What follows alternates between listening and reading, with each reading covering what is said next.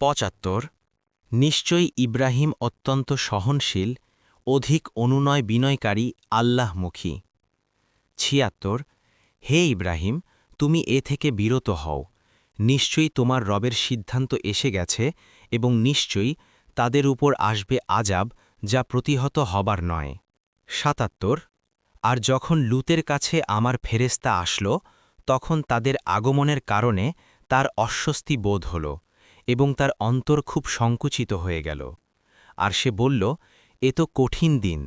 ৭৮ আর তার কওম তার কাছে ছুটে আসল এবং ইতপূর্বে তারা মন্দ কাজ করত। সে বলল, হে আমার কওম, এরা আমার মেয়ে, তারা তোমাদের জন্য পবিত্র, সুতরাং তোমরা আল্লাহকে ভয় করো এবং আমার মেহমানদের ব্যাপারে তোমরা আমাকে অপমানিত করো না। তোমাদের মধ্যে কি কোনো সুবোধ ব্যক্তি নেই?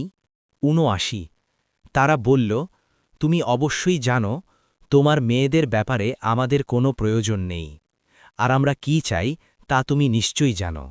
৮০ সে বলল, তোমাদের প্রতিরোধে যদি আমার কোনো শক্তি থাকত, অথবা আমি কোনো সুদৃঢ় স্তম্ভের আশ্রয় নিতে পারতাম।